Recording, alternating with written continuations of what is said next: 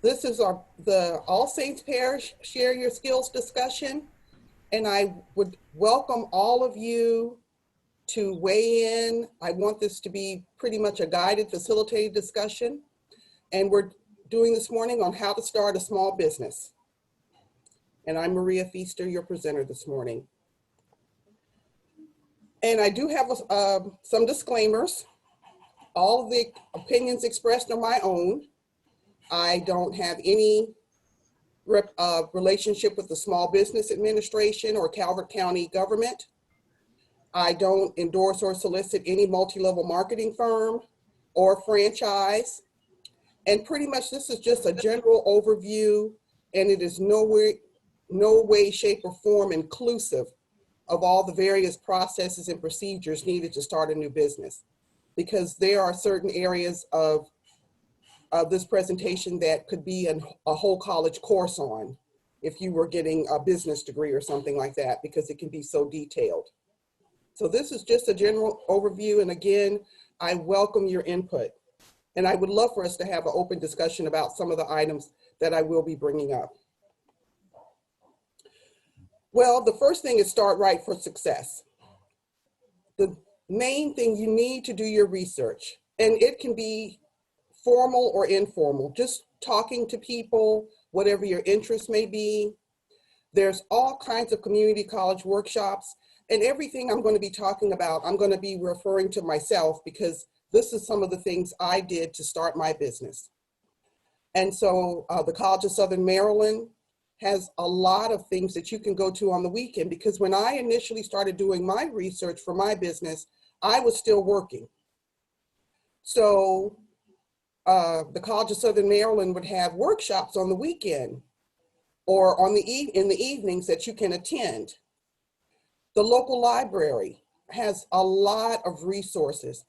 And Google, of course, is not your only search engine. There are a lot of other search engines for different areas, specialty areas. I'm a retired RN. So like, of course, there's all kinds of medical search engines. There's all kinds of search engines for business and all kinds of different specialty areas for the law, for legal search engines that you can use to find all kinds of information. And you can go to your local library. Most librarians does have a research librarian, and they love helping people and doing that kind of research, and because some of these search engines that are specialized for different career paths, they may have a cost, but a lot of the libraries subscribe to those search engines so you can get that information. All kinds of trade associations are out here, and especially with the building trades. There's so many different trade associations where you can get so much information, and they are willing to help you. They want to help you. Of course, the government agencies, there's local and national. Again, the Small Business Administration, there's the Small Business Development. There is SCORE, a lot of acronyms, but all of these things are locally, and they are here to help, and most of them are free, and they want to help you. There's a lot of niche specialty organizations. With me opening a shoe store, I had no idea how many footwear associations there are and trade associations. They have a lobbying group for footwear, because a large majority of shoes come out of China. So they have to lobby about different trade and tariffs and different things like that. So it's a lot of specialty organizations. And of course, a lot of things, once you're really getting started, you will need legal counsel. So you will need to refer to a lawyer. With the entrepreneurial experience, entrepreneurs are problem solvers. They just are thinking of something and they think, well, how can we do this better? So an entrepreneur sees opportunities where others don't. They see solutions. They like to innovate. If something is already being done, how can you do it better, faster, cheaper, or easier? And of course, they have a passion for something. And you've heard the saying, having that fire in your belly. but also they're willing to take risks, but you also have to work hard to mitigate your risk. And I'm a little risk averse personally, but me opening a business, I did it after I had already retired. So I knew I had a small guaranteed pension income coming in so that I wouldn't totally be homeless if my business failed. And then an entrepreneur takes action on their vision. This is the saying from Thomas Edison: I have not failed. I've just found 10,000 ways that won't work.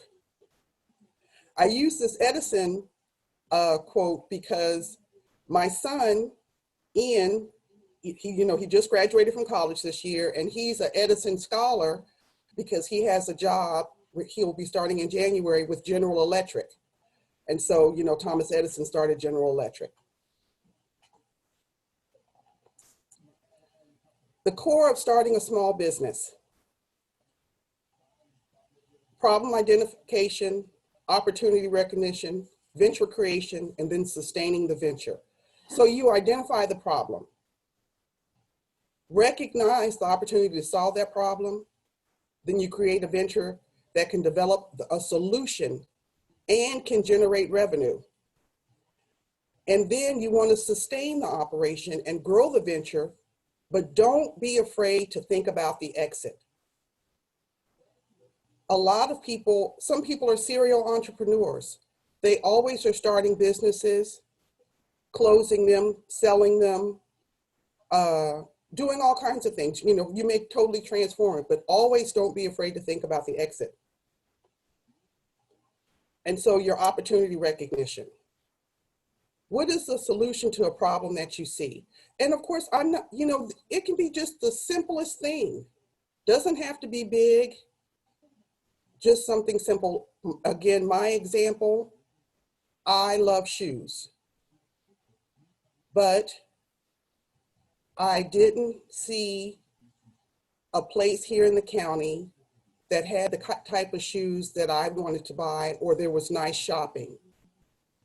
And so I worked over in Falls Church. I would shop over in Falls Church.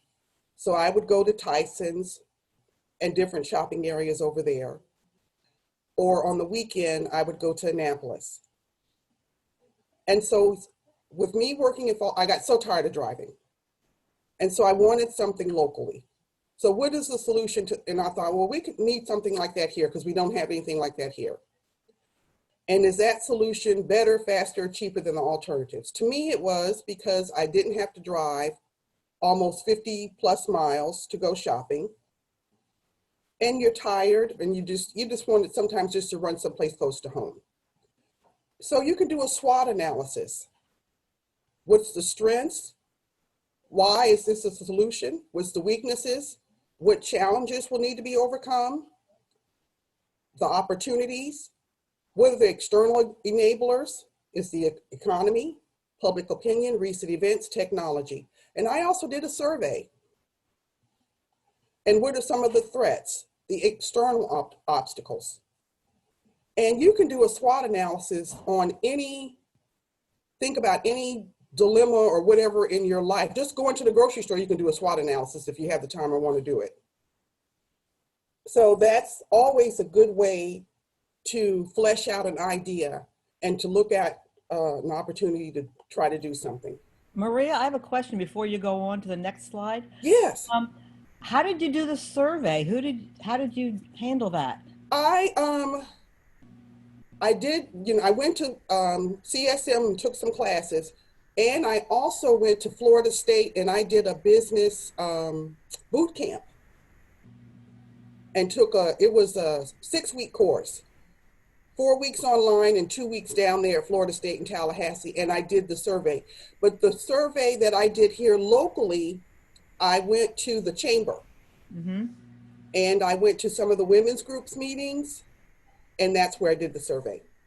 Okay, thank you. You're welcome. Yeah, what kind of things did you ask? Gosh, I can't remember. Well, one question I had, because we had a Payless here at the time, and I did not want those kind of that quality of shoe. I asked, one of the questions I asked, would you pay over $100 for a pair of shoes? And what was some of the other, I'm trying to think what were some of the, I used SurveyMonkey to develop the survey. Okay. But one of the things I did ask was, would you pay a certain amount? Would you shop locally? It was a lot of things about staying local. Okay, thank you. Business creation. So you have to think about what is the mission of your business and what is your value proposition. So pretty much what are you going to deliver to the customer? And even if you don't even have a business, if you're just an employee somewhere, your other staff members, other coworkers, what value do you bring to your organization? That can be your value proposition to think about. What are the market forces? Who are your competitors? Who is your customer and what is the product? And of course, this could be a service-based or retail or whatever it could be. And who will be on the team and who will lead the team? Are you going to need, for example, with a restaurant, you're going to need a team. How will your solution be produced, marketed, and distributed? What is the return on your investment? And how will you leverage your finances, your materials, and your people? Those are all the things to start thinking about when you're thinking about starting a business. And the one thing I did learn a lot about and talked that was really emphasized when I went to Florida State and even when I went to CSM is writing a business plan. Failing to plan to fail. And you also must have a viable business plan to get a loan, to lease commercial space, and just in any way you are pitching your business or discussing it, people want to see your business plan. So when you're writing your business plan, and there's all kinds of, there's whole websites, there's books, there's so much that can be discussed about writing a business plan. But the things that you need to have in there are know your customer. And my customer focus was, of course, women, because I only sell women's shoes. Professional women, I think from age 35 and above. So research your market and your competitors. At the time, Peebles was, a store here in the county. Payless, and of course it was Walmart, were the only other places selling, and their shoe department were the only other places selling shoes. Then, TJ Maxx and Marshalls opened up also. So know your competition, and Hessing's also in Dunkirk, but we're not competitors because he sells a different, he has those work boots and he does orthotics and different things like that. Compare your product and your pricing. My customer is not the same as one that would went to Payless. Create your marketing plans, and we are going to touch on more about marketing. Project your sales.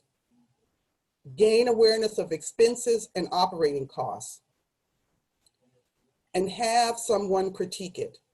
I did have a mentor. He was a former executive with Lord & Taylor, and he also opened Ashley Stewart Women's Boutiques. And so have someone critique it who is in your area. So I wanted to go with someone who had retail experience. And then of course your business plan, this is not written in stone. You're going to go through several iterations of it and you're going to constantly update it.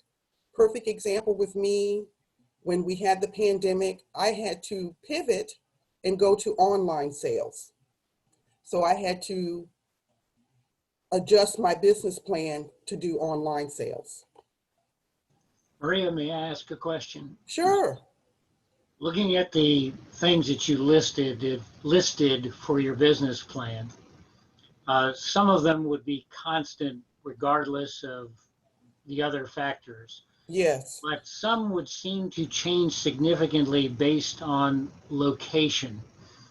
For instance, for your target audience, if you will, your target group of people to sell to, a lot of those folks in our county would commute to work, Mm-hmm. and in a location highly visible on a commute route, I would think would be a very different than a location that's like in a shopping area that's not on the commute route. Mm-hmm. Mm-hmm. So do you plan alternatives? Well, that's where your Depending on- marketing would have to come in, because I didn't really get into this about commercial real estate, because of course that can be another whole class also.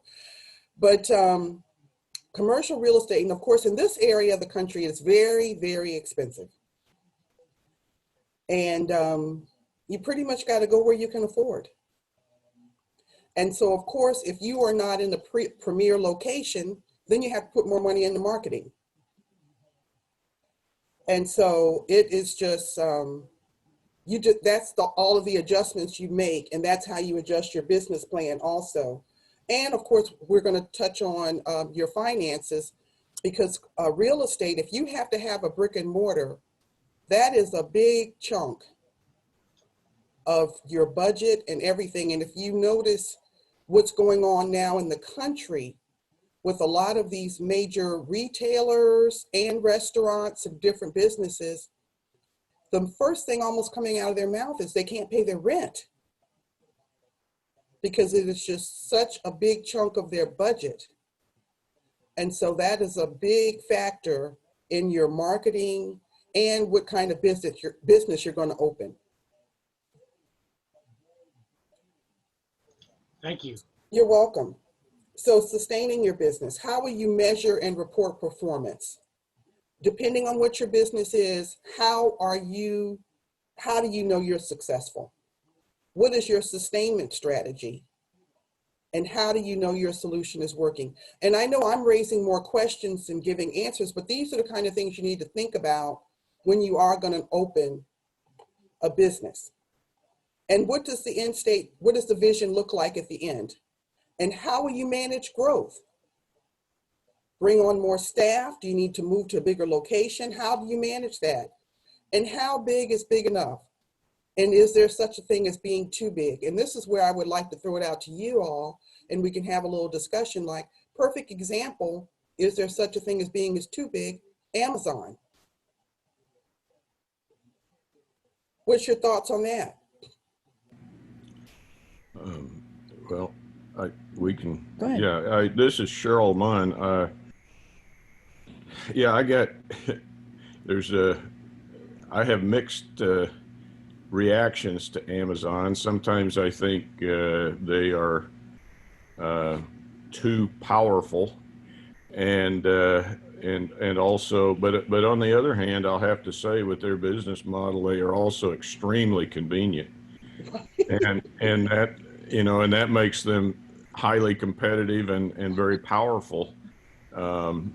And so I would think that, that would cause, smaller businesses to really have to come up with some unique kinds of plans and marketing. Martha, did you want to say something? Carol, but during this time, I don't know what I would have done without Amazon. It's, like my lifeline.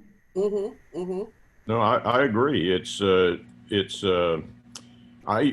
We use Amazon all the time just because. But I don't think they pay the taxes they should.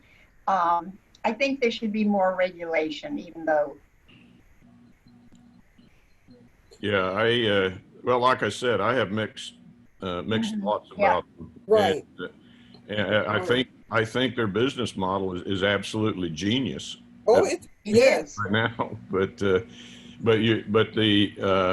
like any other business that succeeds to that degree, they can become monopolistic, and then I think they can, if they start doing significant damage to other businesses, and there's and it reduces competition, there's a problem. Yeah. From an internal company standpoint, though, I think it's a different question, that how big is too big or big enough, because from an internal standpoint, I think it depends on your business plan, the nature of your business, and your ability to replicate and expand. I mean, your business is your brick and mortar store. A whole lot of the attractiveness of it is the way you set it up as a living room and your personal attention to customers. For your business, whether you're going to open store number 2, the question would seem to be, can you replicate that atmosphere, that personal attention, and continue the uniqueness as you expand? I mean, for Amazon, their services were yes. If they got the right people, trained them well, bought the computers necessary, they could. For Zoom, same answer. Right business model to expand. So I think how big can it be will depend upon the nature of the business itself and how much the personality of the entrepreneur plays into its success. And those are all great. This is a good discussion because like with Amazon and like you can open a storefront with them and sell your products. Because I did look into that after I had to shut down for the pandemic. But the amount of fees and different things, and I don't know if you remember, for a while, different companies that did have an Amazon storefront, they were even telling them who they could use for shipping. Ooh. Oh, And it's a lot of different fees, and you already have slim margins for your profit margin already. And then when you're paying a lot of fees to them to list your whatever you're selling on their platform, they're making quite a bit of money off of that also. okay. And so there are a lot of people who are trying to get off of the Amazon platform because they have to pay so many fees. Okay. And like, I don't know if you all had seen on the different new about when you do a search on Amazon, how all of their stuff now is coming up top front and your stuff is on page 2 or 3 or buried so far, no one can find your item. Now, is it an exclusive relationship when you work with Amazon like that? Can you still No, have? it's not. Okay. Because like I do have some stuff on eBay. So it doesn't have to be exclusive, but because they're so big, what can wind up happening, you almost wind up working for Amazon. Mm-hmm. And even the same, because Walmart is slowly trying to move in that direction. You know, they're starting to get the membership subscription service and different things like that. So it's good and bad. Basic fundamentals when you're thinking about starting your business. Do you want to be home-based? Do you just want to do it part-time? Do you want to do it so you don't have any debt and you can start a nonprofit? And then I put on here Dun & Bradstreet, and they are your business credit reporting. So when you open up a business, if you know you're going to be dealing with other businesses, you need to get a DUNS number, and that's your business credit reporting. Some of your startup strategies. Do you just want to moonlight? Because a lot of times people do start really slow and just kind of do things on the side. Is it part-time to your regular job? Because then that's some of the risk aversion there. Is it a spinoff from another company or somewhere else you worked and you saw where you could do something a little different? Or do you just want an additional cushion? And you also need to have a cushion so if your business is not profitable, that you can live. Oh, in 2009, Amazon purchased Zappos. Thank you. So you got to set up the structure of your business. And you have to think about this, and this is where you also can need to consult an attorney, but also the Small Business Administration and the SB, Small Business Development Court, a lot of the economic development here in the county, they can help you with a lot of this stuff at no charge. But how do you want to set up your business? A sole proprietorship, you know, a single owner, a corporation, an LLC, and that's how I'm an LLC, but I'm a sole LLC, a partnership, and then you need to get your tax ID number.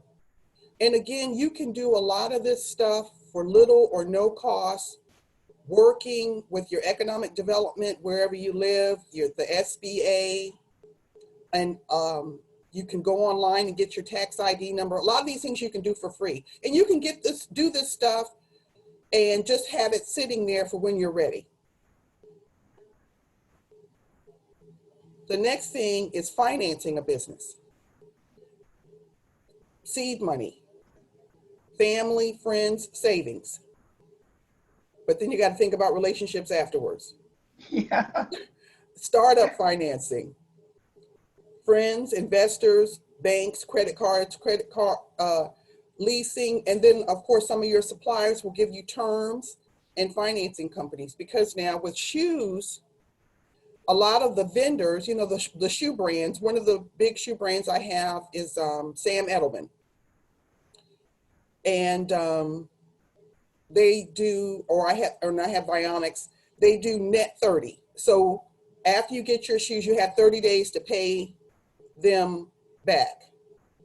But some of the companies do dating. You can have up to 180 days to pay them back for your inventory. But you got to keep track of all of that. And of course, that's where that DUNS number, your business credit score, because if you don't have a good business credit score, they won't give you those terms. You just got to pay up front. And then you can do growth financing with banks, investors, and specialty financing, like with a venture capital. There are pitch contests. You know, you see people go on Shark Tank, and like here in Maryland, they have a crab pot pitch. And so you can just, you know, pitch your business and they will give you money. Or, you know, pay for, you know, invest a certain portion that you'll say you'll pay back, or they'll give you startup capital or different things like that. But of course, depending on the size of what you're doing, it's, you know, each one has more risk and how much debt you want to take on, and then how you want to maintain relationships with people in your life if you go with family and friends. Yeah. Maria, this is Cheryl. I have a question. You mentioned one of the brands that you carry. How did you decide on the brands that you do carry? I guess it was part of your business plan and research, or is it just brands you like? Well, of course, I didn't want to sell anything I didn't like, because that's where that passion comes in. Because how can you sell something that you wouldn't want to wear? Right. But also, I did do a lot of research on, I wanted things that were comfortable, but fashionable, but well made, with quality materials. The companies had a good reputation and pretty well known in their area. And so that's how I did my research. And then reaching out to them, because there are, what do they call it? Where we go, they have trade shows. So I go to trade shows, and then that's when you meet the representative. And I'm a perfect example. Well, of course, I haven't been to a trade show this year, but last year when I went to the trade show, they have them in New York, Atlanta, and Vegas. And I went to Birkenstock. And Birkenstock is very protective of their brand. And so they limit the number of places where they place their items, who carries their product. And so at the time they had no openings, they weren't adding any new stores. There's another, it was, oh, Uggs, same thing. And then some of them have limits on how much you have to buy. And so there's all kinds of things you have to finagle. And then some of the things is some of the brands, it's just, if they feel they can connect with you or whatever. I mean, sometimes it was just hookups. So it was so many different ways. It was no rhyme or reason on who would let you carry their product all the time. And so it just depended. It was not a lot of structure sometimes on some of the companies. Well, now you said some of them had limits on how much. So is it a bottom limit and a top limit sometimes? On how much you buy? Yes, ma'am. Yes. And like some of them wanted to make sure you ordered like 3 or 4 times a year. And like, for example, with Uggs, say I just wanted the mid-calf boots, but they want you to order the house shoes, the ankle boots, the knee boots, and the mid-calf boots. They want you to have so many different styles in stock. So if you didn't want to carry all those different styles, they wouldn't provide you could not carry Uggs. So that's why, like, when you go to a big department store and they have so many different versions, but sometimes they're only really selling the mid-calf. But you see, why they got these in here? Because the brand, they're protecting their brand, and they, of course, are trying to move merchandise too. Well, yeah, Maria, I think you've done a good job on your selection of brands, though, because when we were dropping off the camera the other day, you had some really nice looking shoes in there. Well, thank you. One thing if I did it all over again, I would really think about adding men's shoes, but marketing and advertising. And I hope you all see, I have a bunch of dollar signs on this slide. If you are a good marketing person, and I know you all have seen ads on television that are very funny and cute, and they really catch you and you think, oh my, that's really good. A good marketing executive, I'm sure they have to make so much money, because I know how much marketing costs. It is so expensive, so expensive.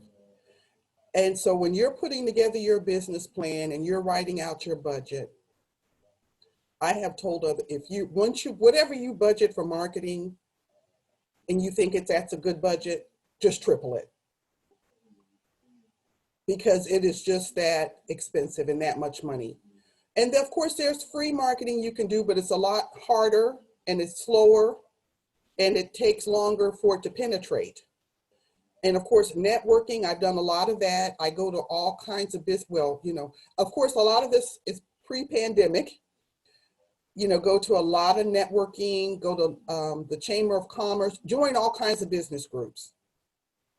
They're welcoming. There's all kinds of women's business groups, minority business groups, veteran business groups.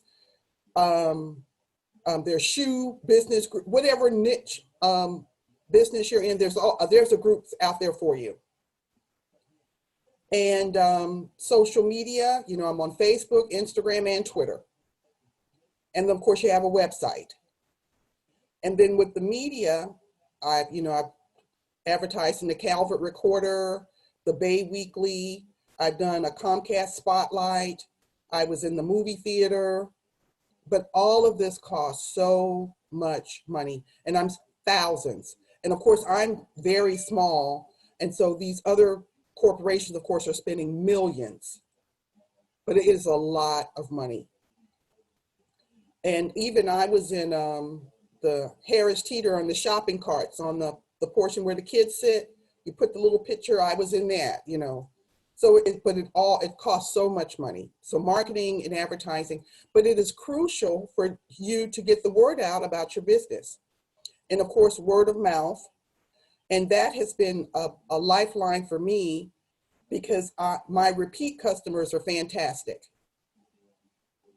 But broadly though, I don't have my customer base is still not big enough that word of mouth has penetrated deeply yet here in the county. And then of course, depending on what your business is, cold calls, just calling people and letting them know. You can do direct mail. It's all kinds of ways to get the word out. And you just have to invest a lot of time and effort to get it out there. Yeah, it takes money to make money. Yes. And that's the kind of thing that we have talked about over and over for both the Christmas market and the Calvert Arts Festival for advertising.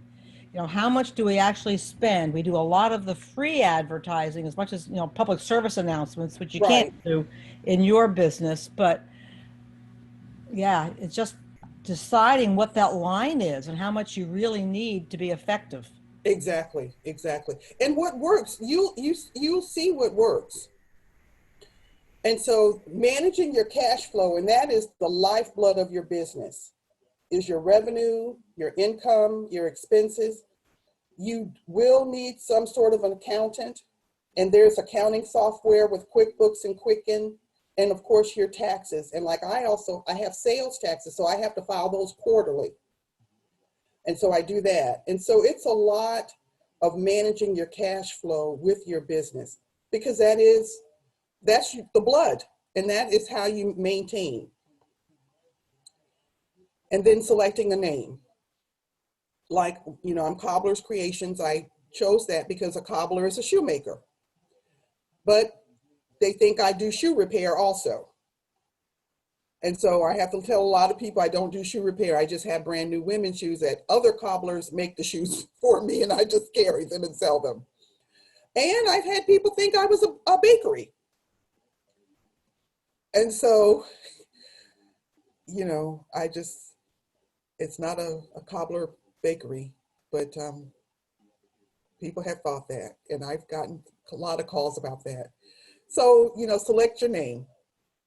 And you can go now to any of the, like GoDaddy's what I use, to get your web domain name, because you can secure that and just keep it for years and just sit on it and, you know, just pay to keep it. And that cannot be expensive if it's not a well-known domain that's, you know, competitive. Use a business or a trade name, use your own name, use a fictitious name, use something that's catchy, and then doing business as, because technically the name of my store is O&M Feaster Enterprises LLC, and I'm doing business as Cobbler's Creations. And then get a logo or get your logo trademarked. And again, that's where you're going to need an attorney. I used a graphic artist to design my logo. And you just work with, there's all kinds of people out there. You can get them online. You can find people locally that work with a graphic artist to design your logo for your business. And these are things you can do years before you may think about opening a business. And then business licenses and forms. I wanted to do it before. Hey, Maria. Yes. Yeah, this is Cheryl. Before you go on, I just wanted to, you know, you were talking about some people thought you were a bakery, well, you could adopt the model that we saw in Dingle, Ireland. What's that? Yeah, there were stores there that were Irish pubs, but they also sold clothing and shoes. One of them did. Another one also sold hardware. Well, I had an art studio in Annapolis for 5 years, Uh-huh. and it was under the umbrella of one person who subdivided a warehouse space and then rented out, sublet it. She sublet individual studios to people. So I had the advantage of being in a space like that, and I got to the point where I felt like I was just working to pay rent. Yes. So what I did was we decided to put a building in our backyard for me to have a studio at home. And the word studio set up all sorts of red flags with permitting because they thought we were going to have cars coming in and out to view my artwork. And Steve finally ended up telling the lady, well, it's a workshop. So then they let us have the permit, and it's still the same thing. It's just a semantics. Yeah, I had to get the health department to come in. Now this is for a shoe store. And the fire marshal, and then it was just so much with some electrical things, with the exit signs, and it was a lot. And like every time you walk in that building down there in Prince Frederick, and you go to whatever different office, it's going to be, oh, there's $35 here, $50 there, $100 here, $150, I mean, it's every time. And it's like, oh my goodness. And then even scheduling the fire marshal, because I think he covers all like 3 counties, St. Mary's, Calvert, and Charles. And so you have to schedule get on the schedule with the fire marshal. And of course, none of the times or days or anything, it was just, and so when you're waiting to get all these approvals and permits, you're just spending money, and you're not opening your business, especially if you have a brick and mortar store. And so you are just you're just burning through money because you have to wait to get all these licensing and permits so that you can open legally. And so that's why a lot of people do home-based businesses or try to do something where they can sublet with someone. Yeah, Maria, this is minor compared to what you're talking about, but when we first started the arts festival, we called it the Calvert Wine and Arts Festival.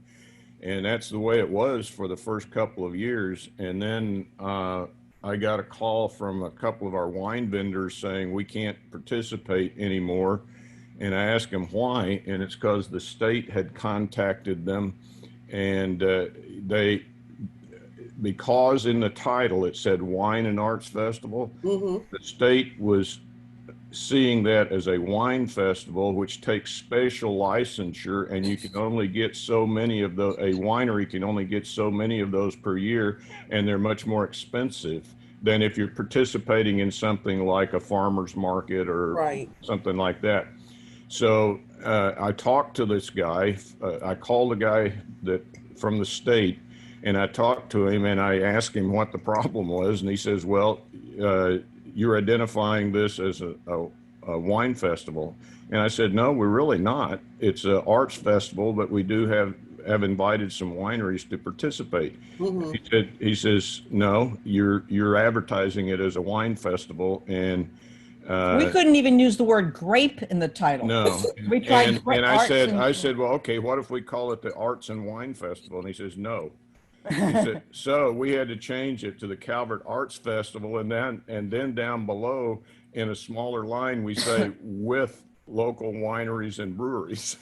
So Oh, I know. Believe me. And we even still have a picture of a wine glass and a beer glass on it, but that's okay. Because when I wanted to open up the store initially, I wanted to be able to serve wine to my customers and not sell it, just serve it.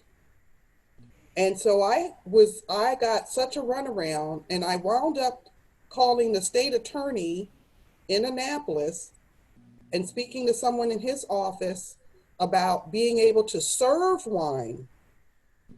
And first it was the liability issue. Then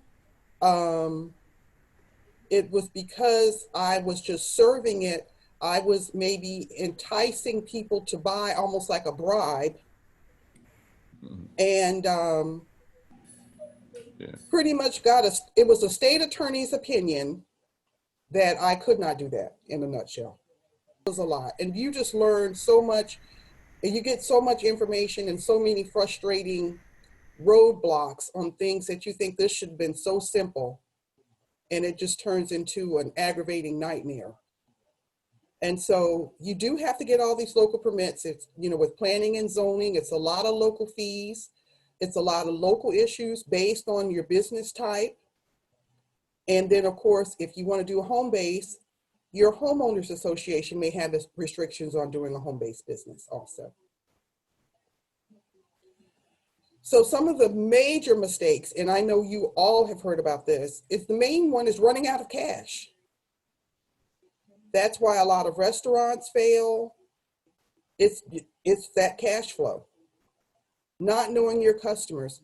There was a pretty big shoe company out of Australia. They were called Shoes of Prey. They used to do custom shoes. You could select your sole, the size of your heel, the height of your heel, every detail you could customize your shoe to the lining, everything. And they tried to keep it under $300 for a pair of shoes, but they were custom to your feet. And you could do this and design your shoes and everything. So they were doing well. Then they got a lot of feedback from their customers saying they didn't want the custom shoes. They just give us some that are already designed, put together, and we'll just buy them like that. You know, like you already do shoes now. So they changed their business model to become just a regular shoe store. And of course, they lost customers. So they actually listened to their customers and people stopped buying. And they went out of business. And then, of course, doing it all on your own. There's a lot of help out here and a lot of free help. People want to help. Their job, like for perfect example, the SBA is there to help you in the local economic development. They're there to help you. That is their job. And then, of course, when you have employees, if you're already open and you have a business, but you're trying to grow, a lot of times your employees know just as much about your business or your customers as you do. And people don't listen to what their employees are telling them. And then don't have a business plan. And like I said, your business plan is not written in stone. You have to adapt and adjust. And then, of course, ignoring your numbers. If you see something is not working, the numbers don't lie. If you see something is not working, don't think that is just an anomaly. Do your research and see where you may need to course correct. Yeah, Maria, this is Cheryl again.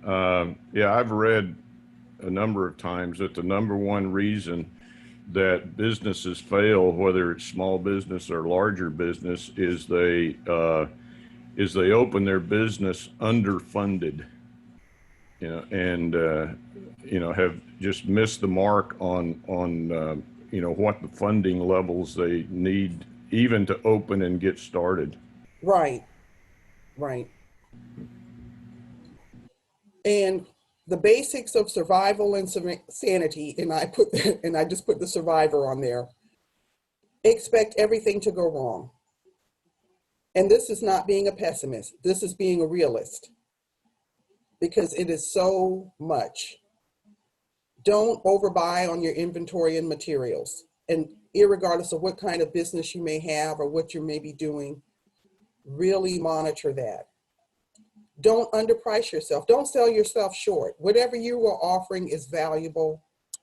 Don't try to undercut and underprice yourself thinking you're going to be competitive with whoever is offering a similar service, because then your customers expect you to stay like that or be cheap like that forever. And you may not be making your margins or become profitable. Delay major expenses as long as possible. And whatever your business may be, eventually you're going to have to buy something that it could be 50, it could be 5,000, it could be 5 million that you may have to invest in for your business, but try to delay that as long as possible. And don't refuse a profitable job at your start of your business. I did go and do some vending opportunities where I pretty much was a traveling shoe store because I went to events and set up as a vendor. And so I didn't want to do that because I'm already have a physical store, but that was an opportunity for me to market myself and sell shoes, and more people can learn about me. And of course, always make time for marketing.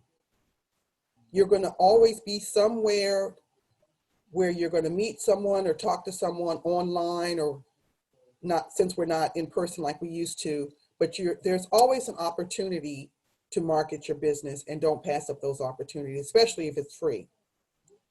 And of course, when you're starting a new business, don't even think about the clock and the calendar. You're going to be working the longest, the hardest. Your days are definitely not just 8 hours.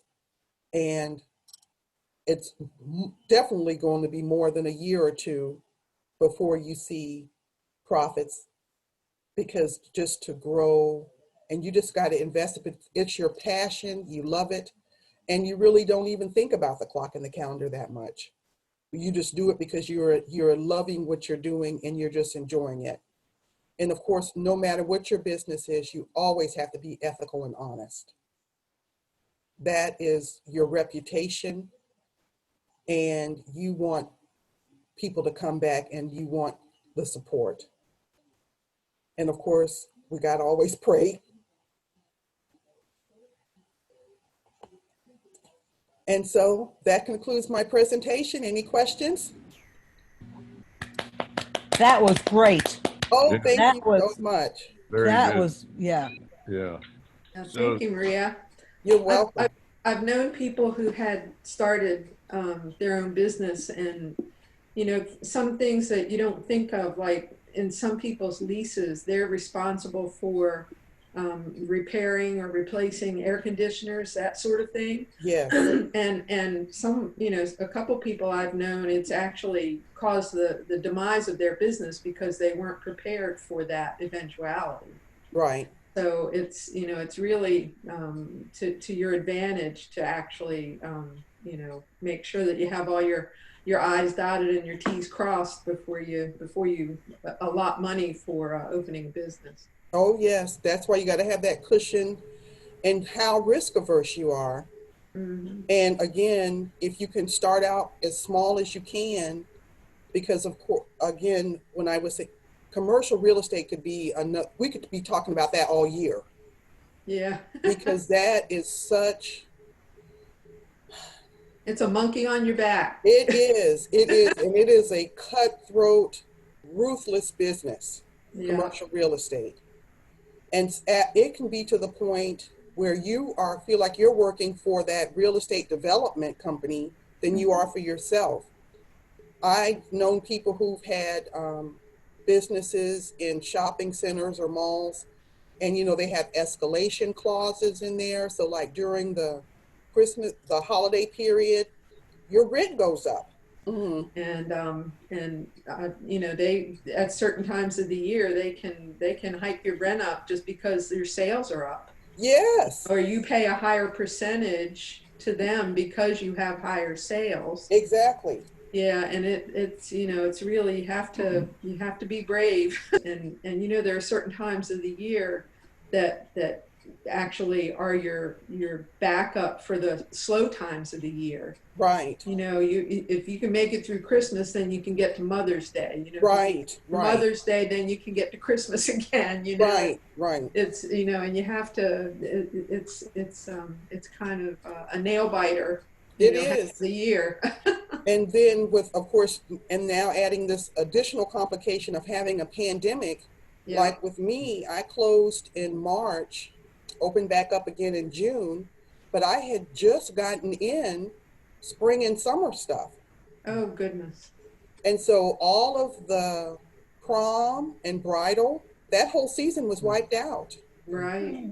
And back to school, all of that has been wiped out. Maria, I know you're doing online business. Are you still open now, 11 to 4 during the weekdays? Yeah, I'm still open Monday through Friday, 11 to 4. I cut back my hours, of course, because of the pandemic, and because I am now online, which is, you know, that's 24/7. So you can shop online with my business now. And, but I am in the status where I'm kind of reevaluating and see how I'm going to move forward, because of course with people being home, they're not wearing shoes. I'm in here right now barefoot. Yeah, me Yeah. too. Right. It is And so- I got a shoe store, but I do have a lot of house shoes. But I have house shoes and flip flops and things like that in the store also, but people aren't buying, Mhm. And so I'm going to really have to reevaluate where I am going to have to do moving forward with my business, because everything has changed so much. Start selling slippers. Yeah. Yeah, Maria, this is Cheryl again. I'm on the board of our HOA over in our condo association in Ocean City, Mhm. and we set aside a portion of the fees in what we call a capital account, and that's mainly to anticipate, major expenses that we're going to have in the future, like replacement of a elevator or re-roofing the building, because eventually that's the kind of stuff is going to have to be done. In Mhm. your business, do you have anything like that? Do you maintain or try to maintain a capital account for any major expenses that might be coming up? Well, I'm renting my spot, and with my lease, I don't have to worry about that. Oh, okay. All right. Yeah. Yeah. I was very fortunate to be where it's a local owner. I don't have a conglomerate where I'm renting from. Mm-hmm. And Where that are you makes a big located? difference. It makes a very big difference. Okay. Oh, Martha, you have to go right at Yeah, the where are you located? right at Route 2 in Dalrymple. Right behind the 7-Eleven. Oh, where that across from Benjamin, the 7-Eleven. Yes. Okay, Not okay, I'll across. be there. Not across, in the same shopping center as the 7-Eleven. right where that Oh, Benjamin down Moore, there. All right, yeah, all where right. that Benjamin Moore paint company is. Yep. I'm right there. And Martha, it's a Thank you. lovely shop just to be in. She won't sell me any shoes, but it's just nice going there. It's like a living room. I have 3 pairs of the shoes. Love them. I just need more places to go. Maybe I'll wear them for church tomorrow. Well, I just appreciate you all, and I think this has been a great discussion, and I really just appreciate everyone attending. And reach out to me anytime if you have any questions. And I would love to see you in the shop. And just have a great day. All right. Maria, this was Thank you a much, Maria. wonderful professional presentation. Thank you so Absolutely. much. Yes. Yeah, Oh, you're welcome. Thank you, Thank you all also. I really enjoyed it. yeah,